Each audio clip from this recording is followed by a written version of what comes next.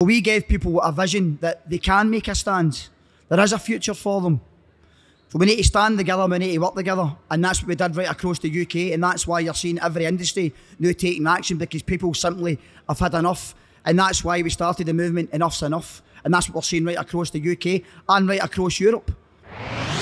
Studio Solidair with Chris Mitchell and Peter Mertens. Chris, welcome here at Manifesta, and we are happy to have you here. You're a trade unionist, and so the first question is, who is Chris Mitchell? Obviously, my background is public services in Scotland. I've been involved with the public services in Scotland for 30 years, and I've been a trade unionist since I was 16. I'm now 46, so you can do your maths, 30 years as a trade unionist fighting against austerity cuts in the public sector. When you were 16 years old and you became member of the trade union, why did you become member of the trade? Was a family? Was your father also a unionist? Background, yeah, my father was a trade unionist. Once I got into the workplace, I started organising the workplace. I started to see the benefits of being in a trade union. I started campaigning. I started helping people. And from then on, it just built and built and built. And it's taken me up to where I'm at today as a convener for over 1,000 members in one workplace. And the trade union membership in Scotland, you're based in Glasgow, I'm right? And the trade union membership, is it a big number, or is still a lot of people that have to be unionized? It took a long time to build the campaign. It took a long time to get people involved with the trade union. But we've got there.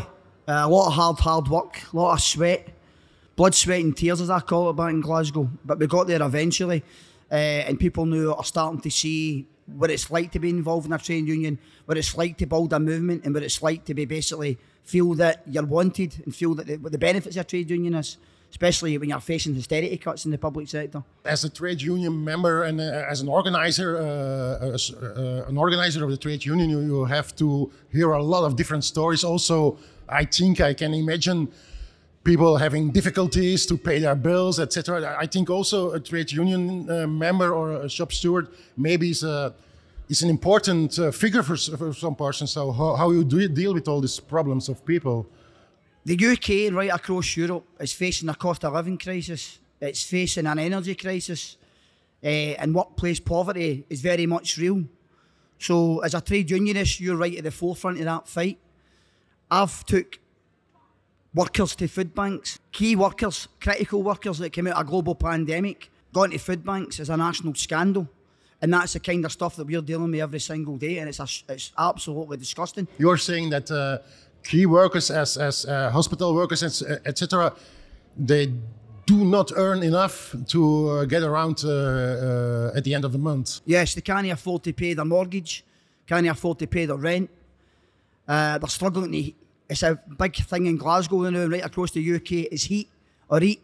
That's a fact. These are key workers, critical workers that saved this country. Cleansing workers, refuse workers, hospital workers, carers, that looked after the most vulnerable in society are using food banks because their wages that they get are that low. It's a disgrace. And has the pandemic, COVID, has it changed anything? Because at the evenings there was the applause for the key workers, but did it change at the end anything for the key workers? Nothing.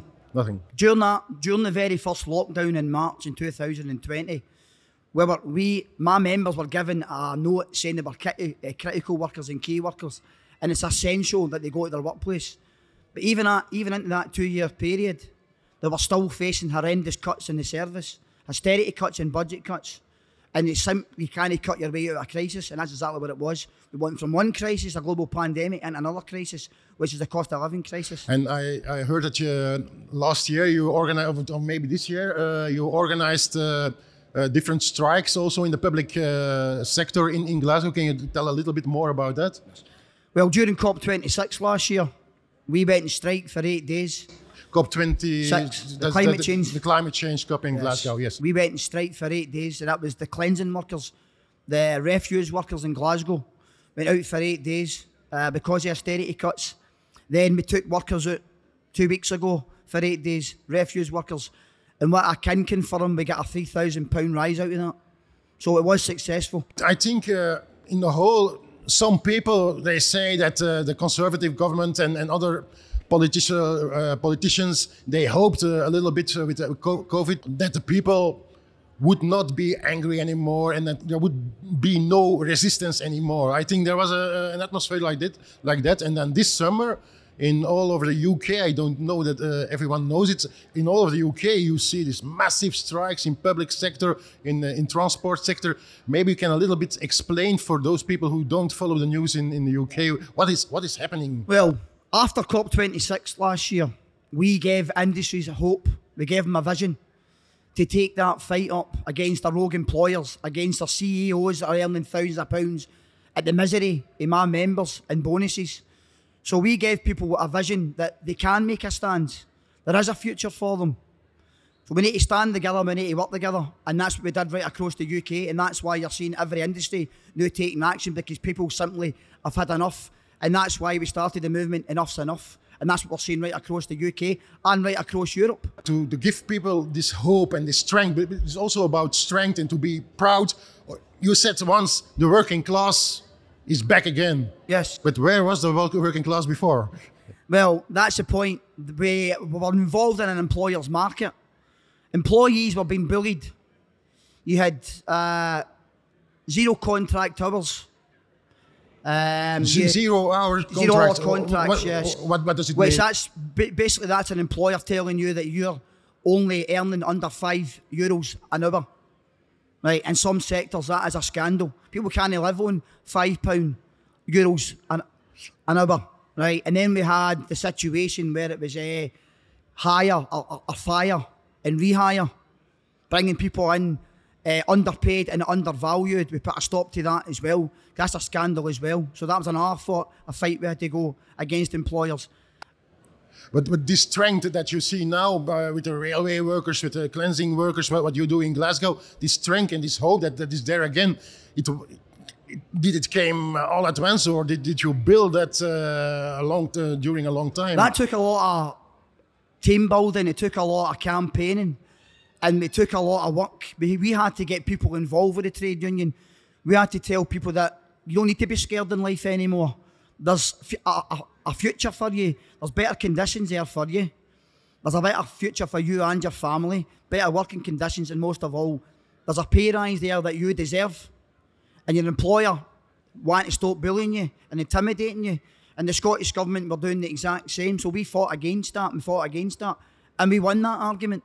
And that's why you're seeing this trend now right across Europe, that people are willing to take action now. People aren't scared anymore.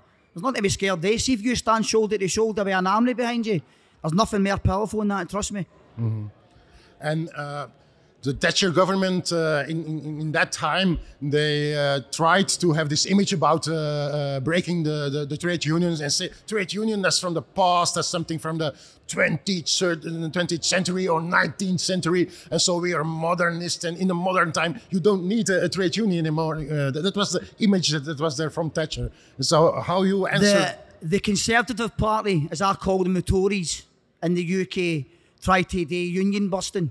They've tried to do union busting for years, bringing into anti-trade union laws. So it was very, very hard for you to even take any kind of industrial action, making it out as if it was the striking workers' fault. It's nothing to do with the striking workers' fault. It's the fact that they wanted to dictate to us, they wanted to bully us, intimidate us. And that's what they did. Give people low wages, horrible conditions. The rich get richer and the poorer get poorer. But see, this now is coming to an end. And I'll tell every politician that I face is coming to an end. Because no more will we stand for this anymore. This country, this world deserves better. And we will get better. And we're making that stand. Mm-hmm. And being, organising the working class people on the level of the factory and the level of the neighborhood. But the general opinion in Britain and Scotland about the trade unions, is it becoming more friendly towards the trade unions? Is there a sympathy growing in the general public towards the trade unions? Or is there still a lot of work to be done? No. I think the public now are starting to realise the importance of the trade unions. We've got a lot of activist groups. We've got a lot of community groups. We've got trade union campaigns. And what we did last week back in Glasgow was when we started the Enough's Enough campaign, we got everybody involved with that. and the general public involved with that as well, to tell them they've got a voice as well, and that we can all stand shoulder to shoulder. There should be no union bashing or trying to divide and conquer. The days are finished. Okay, and like in this Enough is Enough campaign, there's different subjects, different problems that you're answering, like energy bills and also salaries. And is that a way to bring people together from working class and from the neighborhoods in a bigger campaign? Yes, like definitely. What we're doing Enough's Enough campaign is that if one sector's on strike, then we support that sector. Everybody supports that sector, because what I see as an attack on one is an attack on all. So everybody supports each other, and that's why it's growing and growing and growing and getting bigger and bigger and bigger. You explained, Chris, about the discussion on the factory floor, on the work in the workplace, and working really with trade union members and organizers. But you're also active in the video sector. You're making small movies that are very popular. Is it important these days to be also active in the social media? Or social media can be a good thing, can also be a bad thing, but it just depends how you put yourself out there. We used Facebook and Twitter quite a lot to do our campaigning, and it worked for us. It just means that we could spread it out to a wider audience and everybody could relate to it.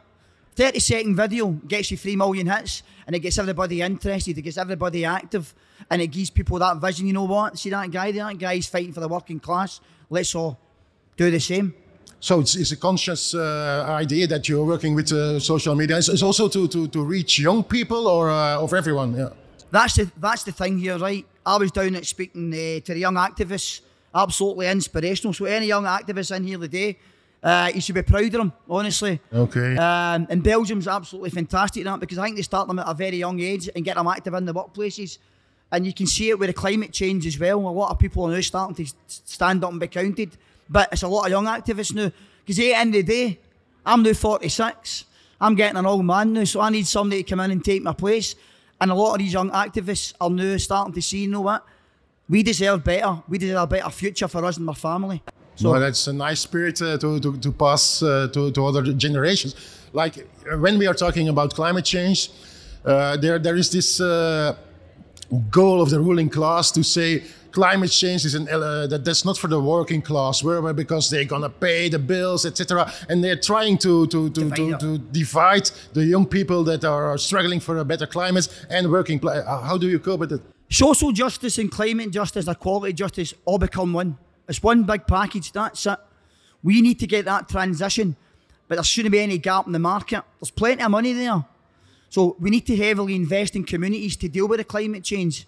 And that's what the government's trying to divide and conquer, because the government don't want to put their hands in their pockets. That's the problem here. So then they start blaming the working class then start blaming the climate activists. It's nonsense. The two of them come together. There's a transition there. We can make a better planet with a future with hundreds of jobs. That's a fact. Another thing that is strange from a Belgian point of view, that's Liz Truss. Who's the Prime Minister in unfortunately. Yes, and I never met a person that is supporting Liz Truss. Is anyone supporting Liz Truss? And how come that she's the Prime Minister? Well, I think she only get voted in with 30%. So a 30% turnout in a ballot's no very good. You know what I mean? I mean, a predecessor, obviously, Boris Johnson, publicly live on telly in a cost of living crisis, told Sky News to go and, if you're struggling to pay your energy, buy yourself a new kettle and boil it once, and that will save you £10 a year. £10 a year in an energy crisis if you buy yourself a new kettle and boil it, because it boils faster. This is a person that was running this country. This is a person that was having parties when everybody was in lockdown. And then a predecessor, Trust. How many trust her for as I can fling her? Throw her, one for a better word. So we've went from bad to worse. And these are the individuals that are trying to break trade unions. These are the individuals that are trying to keep the rich richer and the poor poorer. And that T-shirt says it all. Tax the rich, definitely. So we'll see what happens with that. You talked about tax the rich, but is there any consciousness, like, for example, here in Belgium, you have this sky-high prices, energy prices, but at the same time, you have these energy companies who are making billions of extra profits. And so this contradiction about a small elite making super profits on the crisis, is there a debate on in England? They need called out. That is it's a shame that people this winter will freeze to death. That's a fact. That's how hard hitting this is. And these companies are making millions of pounds at the misery of people who can't switch a light on. Misery. In fact, one of the CEOs last week, one of the energy companies, gave himself a 50 grand bonus. A 50 grand bonus when people are talking about putting candles on this winter. £3,000 in the UK. Some of these energy bills went up in October, and that's going to rise to £4,000 come January. And these companies are making millions of pounds out of people's misery. And it's got to be called out. And that's why we're all saying together, enough is simply enough. In England, poverty is rising also in working class families. Also there, you're told about it. There's the energy crisis. There is the problems for many working class families. But in this situation, are you optimist, pessimist, or where your drive? Because obviously you have a drive and enthusiasm in yourself. Where does it come from? Well, look in front of you now. Look at this. Right, Manifest, one of the biggest festivals. This is about everybody coming together. That's about everybody coming together in solidarity and camaraderie. It's only getting bigger and bigger and bigger, right? And what you see here is absolutely inspirational, and these individuals should be proud of what they've done. And I'll always keep fighting for the working class. I'll always keep fighting for communities. I'll always fight for better pay and, of course, climate justice. So be proud of yourself. Stand up and be counted. Solidarity, brothers and sisters. Chris Mitchell, I love you. Thank you very much for this discussion.